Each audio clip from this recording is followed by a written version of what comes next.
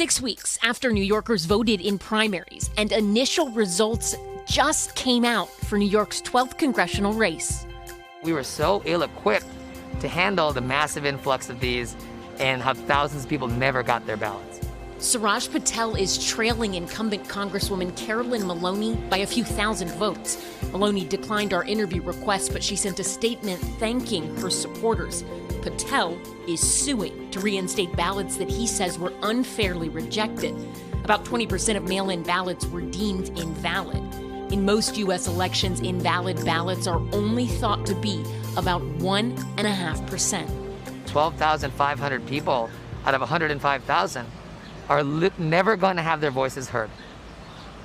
That's a shame for democracy. Once election workers received the ballots, they rerouted them to get counted. Then, instead of machine counting, they examined every ballot to decide which to reject. The reasons for invalidating a ballot vary. A mismatched or missing signature, stray marks or notes on the ballots, the ballot is late and doesn't have a postmark. And we are a textbook example in New York of how not to run an election by mail. And we only have a few months left before November. This could be a canary in the coal mine.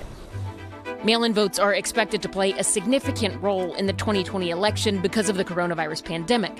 Despite little historical evidence of fraud, President Trump has repeatedly claimed mail-in voting will increase it. Mail-in ballots are very dangerous. Mail-in ballots, people can forge them. Foreign countries can print them. Mail-in voting is going to rig the election. I really do.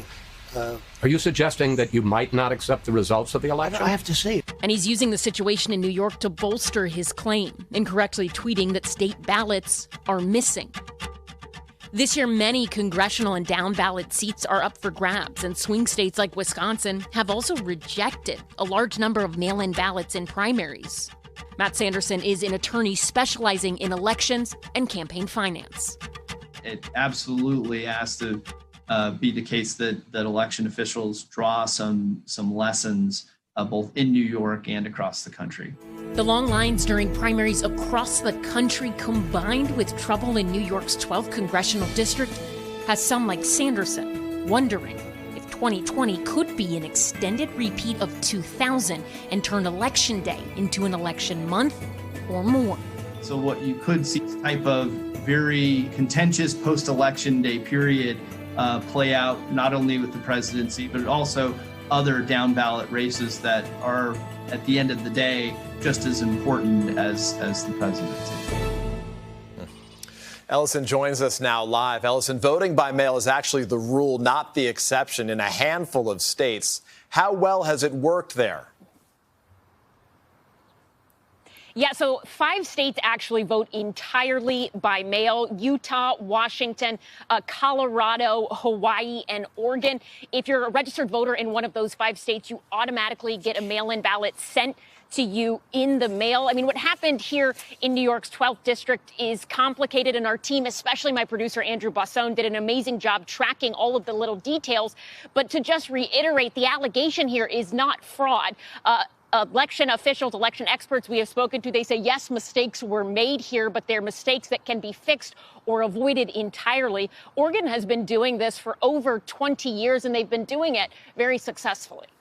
That's an important point to make, Ellison. So even if you don't live in one of those states that you just mentioned, you can vote by mail, right? So how can the voters out there who are watching right now figure out how to do it? Yeah, so different states have different deadlines and different rules for submitting mail-in ballots. Check those deadlines, check that information with your state. Send in your ballots early if you can. Make sure you sign them. There are a lot of really good resources, and we have some helpful tips we can show you on screen. Vote.org is a really good resource to look at. Voters, they can play a role here. They say, any official you will talk to, the more that you can do to educate yourself about the voting process in your state, the better off you will be and the less likely you are to make tiny mistakes that could potentially lead to your ballot being considered invalid or rejected. Critically important information. Ellison, Barber, thank you so much for that great report. Thanks to you and your producer. And you can see much more of Ellison's reporting on Decision 2020 on NBC News Now on any streaming device.